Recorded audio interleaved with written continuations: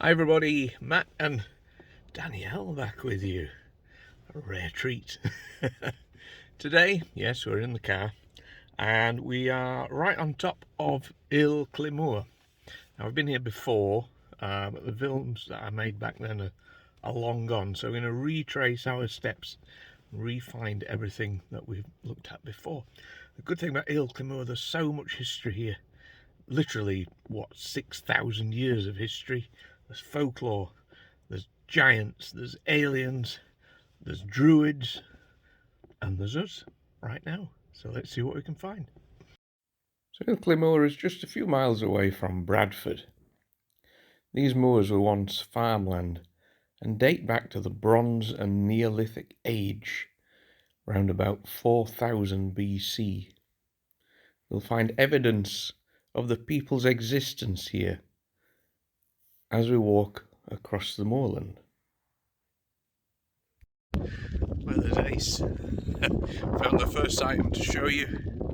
So this is one of the Stanza Stones by Simon Armitage. There are 5 of these, and the one up here is called Puddle. Now the only other one I've found is at Blackstone Edge on the rock by Whitehome Reservoir, which has rain.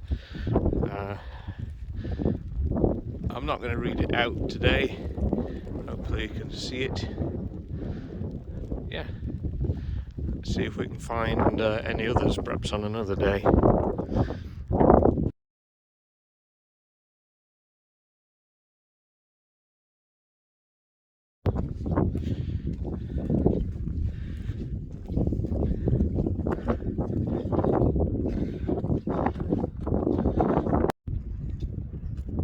So if you can hear me at all, we're up at the trig point on Ilkley Moor. Now a lot of what we filmed today we're just going to have to do voiceover, because although it's not a bad day, it's incredibly windy, as it probably always is. So yeah, mostly voiceover, but if you can hear me, you might just be able to see in the distance on the hill about what looks like 20 golf balls. That's Menwith Hill radar station, and it links in a little bit with another story we're going to tell you later about UFOs and alien sightings here on the moor.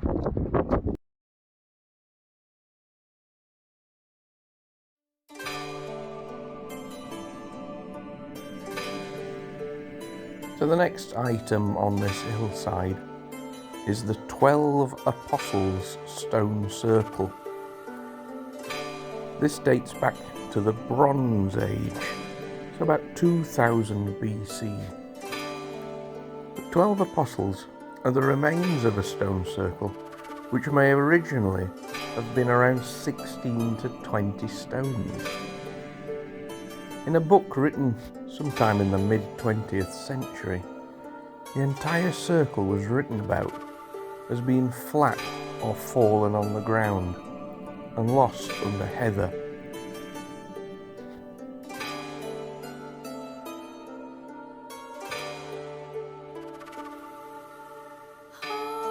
Originally the circle also had a small mound in the centre of it, possibly even with a cairn, and this may have marked a past burial ground, but this has since been long flattened by walkers and visitors here over time. The stones were re-erected in 1971, but fell again, until they were once again re-erected, though this time it's unknown what date this was done and who did it. Due to the erosion at the site today, remember all this was once completely under heather, it's regarded as one of this area's most damaged prehistoric sites.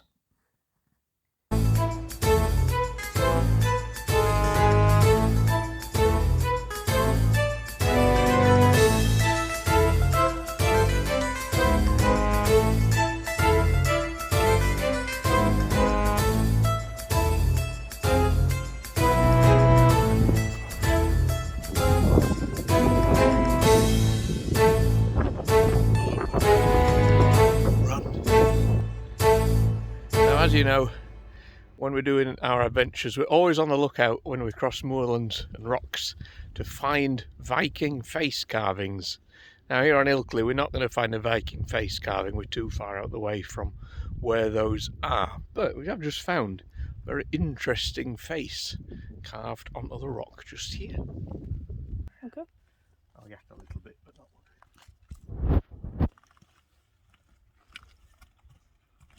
So there we go.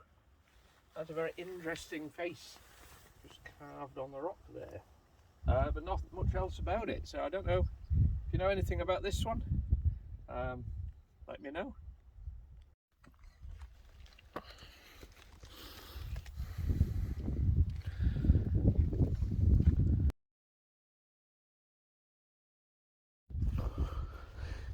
So I've just come across this, not sure what this is either. Marsden, 45¼ miles. Is it miles?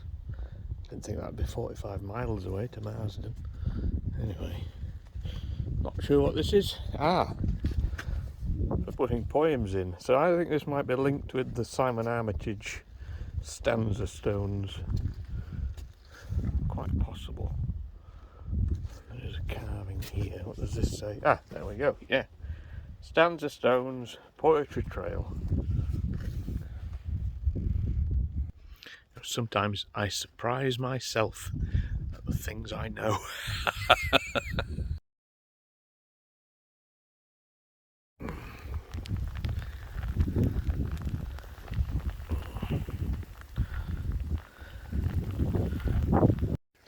Sorry, we're not managing to film much of the landscape.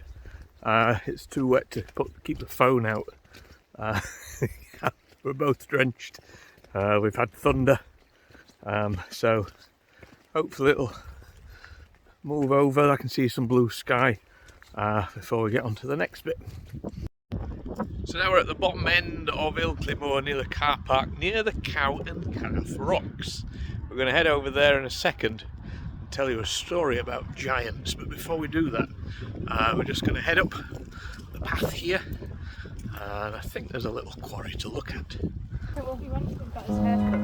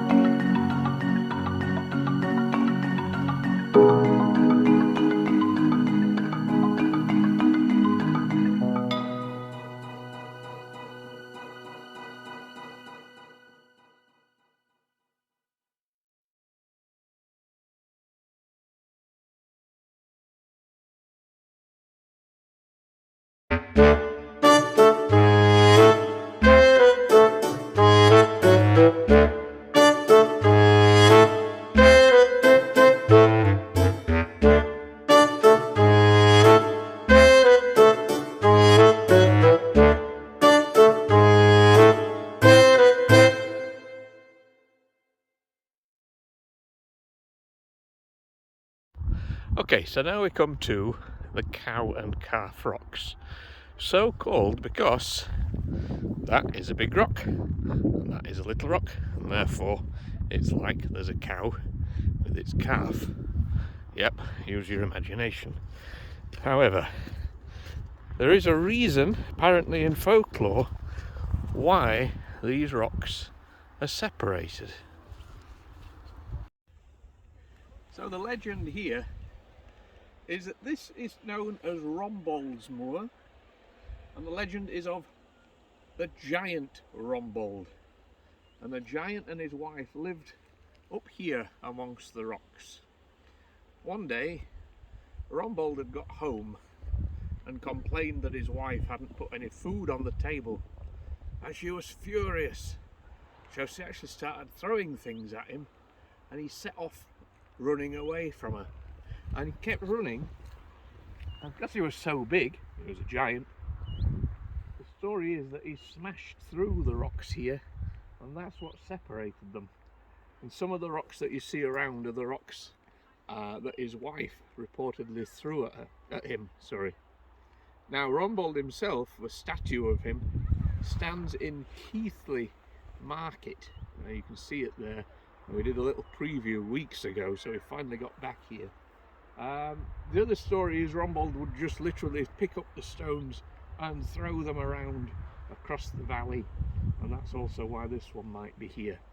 Today it's used for things like climbing and abseiling, which is going on today.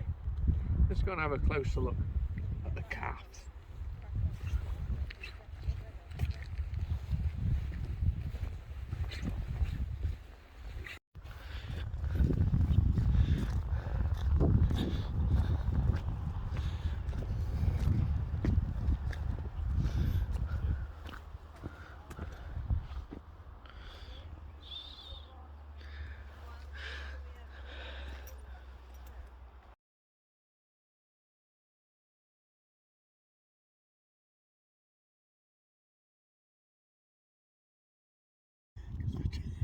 Everything's wet here, it keeps falling down. Oh, sorry, I'm filming. I don't need to know that. So what you can see also on the rock here are some holes all the way up, which I think are probably used by climbers. If you can hear me, it's still windy. Now, question is, do I climb it today? What does the jury think? Give it a go. Okay. It's windy still. Here we go.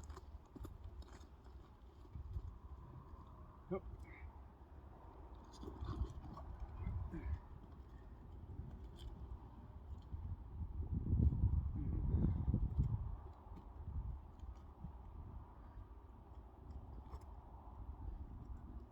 I think I'm off camera now. So in actual fact,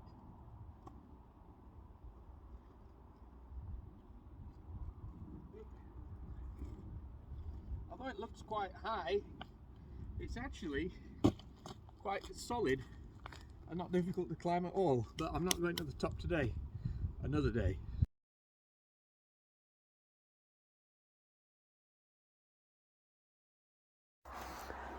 So what a difference an hour makes, folks. It's now boiling, the wind has dropped, hopefully means we dry out a bit quicker.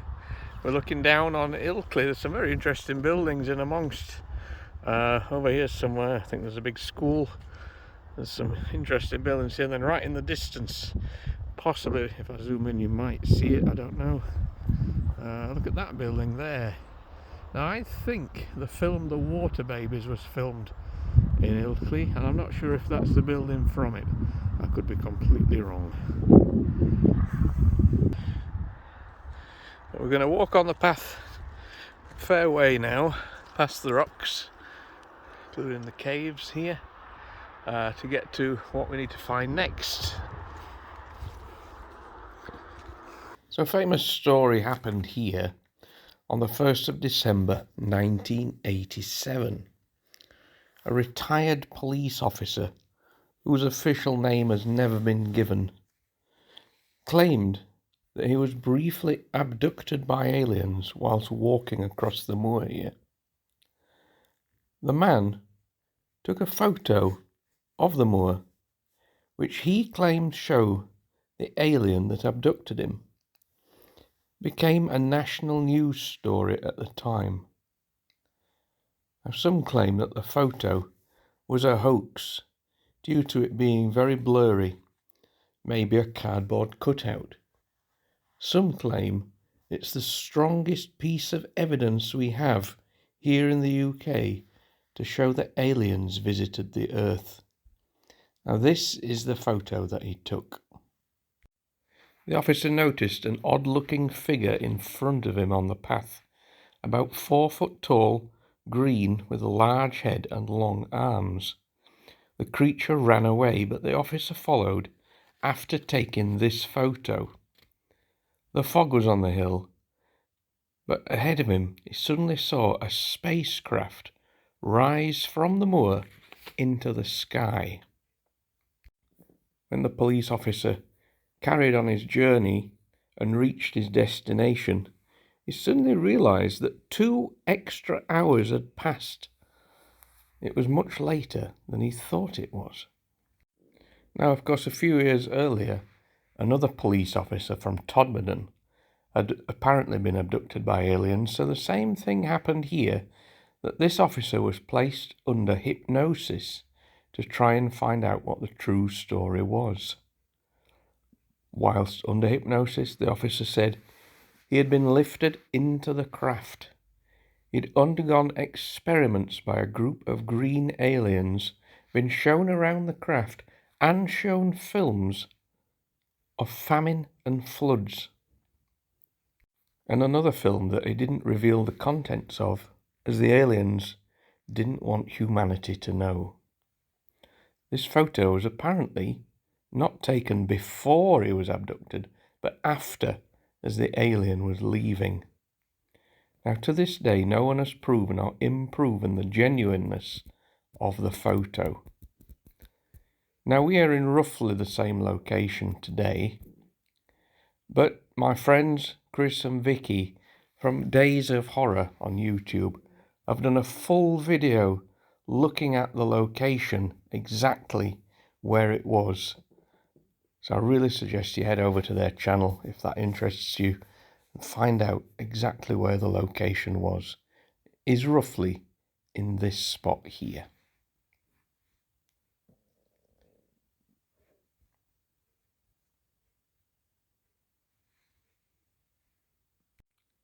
Interestingly, these rocks we've just come across here, this is called the skirt full of stones, I think, which is said to have been in the skirt of the giant Rombold's wife as she chased him across the moor. There are hundreds of stones across this moor, and a number of them have got markings on from the people who once lived here. The ancient people here made stone circles and cairns, as well as carving into at least 400 recorded rocks here, with cup and ring markings and other patterns. As it's summer, quite a lot of them are currently lost under the undergrowth, but do reappear at various points in the year. The one we're coming up to in a minute is called the Badger Stone, and this has got 95 cup and ring markings on it, as well as grooves. It's a little bit like a small version of Ayers Rock. It also has on it what has been described as a swastika. And despite its symbolism in more modern times, the swastika that is on here is believed to be a symbol relating to the sun. Now, these marks don't appear too well in certain weather and certain lights, so filming it today is quite difficult, but hopefully you can make a little bit of it out. But of course, after thousands of years, what are they? Are they maps? Maybe of the sun, moon and stars?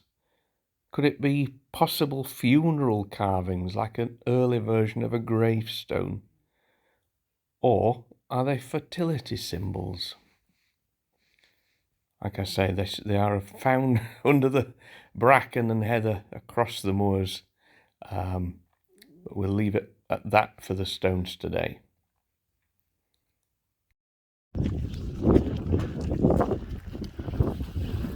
Oh.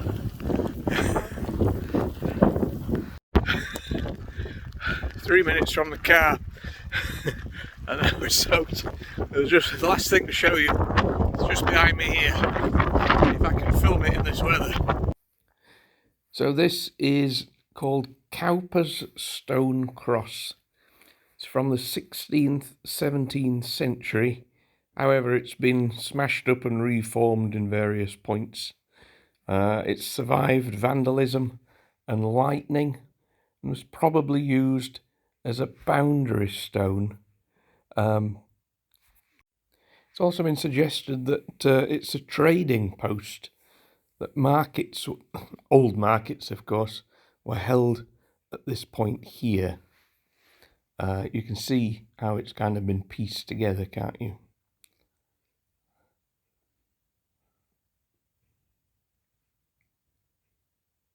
This photo is of the stone in 1920. Okay guys, from a wet and wild Ilkley Moor. Yeah, we've gone, look at that. Wow. So sorry, the videos, we're bringing it to an end before we drown. We'll see you soon guys. Oh my goodness. Bye.